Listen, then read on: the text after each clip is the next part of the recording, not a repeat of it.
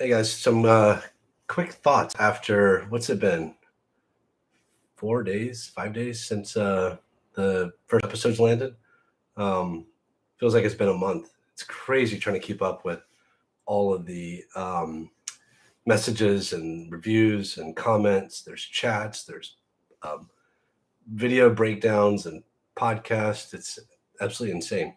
Um, I was just thinking of first a little catch up since this is the first one of these. But I was gonna do one for each episode, just a thought about a single scene or something that kind of haunts me when I see it or watch the episode a second time. Um, for this one, I'm gonna talk about uh,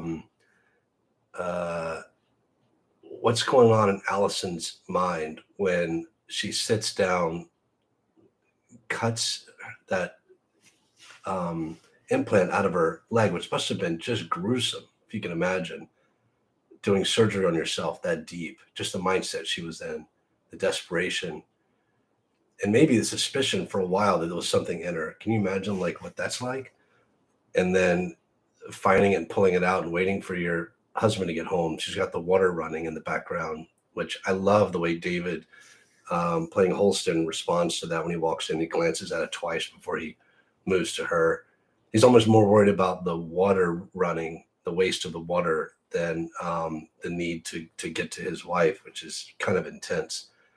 Um, and this is a huge risk that she's taking, right? Like he represents all these conspiracies that she's diving into, and he's the only one she really trusts, but he represents something she is now really mistrustful of. And she wants to, have him on her side. And of course, I see it from his perspective as well. She's got a nasty wound, and all he's thinking about is her health and safety. But he's incapable of listening to her in that moment. And what a betrayal that must have felt like to Allison. Um, it's just a scene that I go back to even more than what's going to follow in the cafeteria. Just thinking about her sitting there waiting for him to come home so she can have that talk, and she's just sitting there with the water running for who knows how long, hours. Um, and then when he runs out, she thinks he's going to come back with the doctors, the people that did this to her. He's going off to sound the alarms in the official apparatus that she's learned is not her friends, not looking out for best interest, and what that must have felt like in that moment. Anyway, I think when you think about those things, you just understand where she was when she is in the cafeteria um, trying to get people to listen to her, and no one will listen. And it's, man, most unempowering, um, lonely, terrifying feeling I think someone can have. And I feel bad that I'm kind of the person who came up with this and put her through it. But the way Rashida pulls that off and the way David responds, um, the way Will um, playing Deputy Marnes is almost pushed back by the force of what she says. It's just so beautifully realized. And it's those little things that they're getting right with this show that are blowing me away. And I hope I've seen so many people in the Facebook group who are going back and watching a second, third time, and I thought I was the only one doing that. It's amazing. I love the chats and the discussions that everyone's having about it.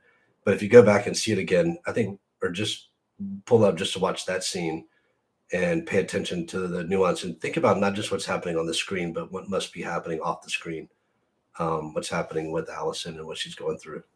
Absolutely brutal. Anyway, that's my big takeaway from the first episode. And they're going to keep these short. I'll do another one for the second episode, and then we have to wait 2 more days. I think late Thursday we'll be able to see the third one. I'm with you guys. I'm like so excited. I cannot wait. These weekly, I know people say, I want to binge it. Well, like in 2 months, people will be able to binge it. But for the people who are in on this ride right now, we're getting almost a recreation of what the books did for people when they first came out, and people are having to wait for these installments. And it gives us this week in between to have these conversations and dialogue and get excited and try to get more people on board. Last time I checked, Silo was number 2 on Apple's What's Hot list, like right behind Ted Lasso. They've got a few years on us. Love those guys. Love that show.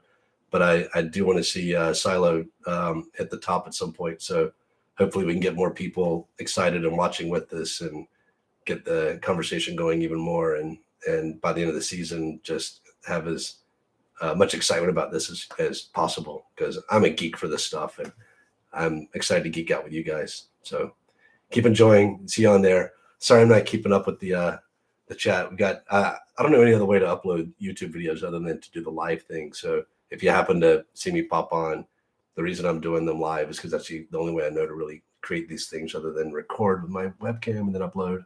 I'm not a content creator. But so I will talk about the people who are on right now. Thanks, Jesse. Jesse says, love the first couple episodes. If Allison had kept talking about her theories, would she have been suicided? Alan, there are other things you can do with people who talk too much. And that's all I'll say about that, because we do stuff with that in the TV show that we didn't explore fully in the book series. And so I think by the end of the season, you'll think there's several things that they could do to Allison, but it wouldn't go well for her if she started talking too much. That's for sure. Oren, you didn't realize these were out yet? You're not supposed to be watching this video, man. This is spoilers. Go watch the episodes, then come back. All right, I'm going to get off this. Peace. See you in the next video.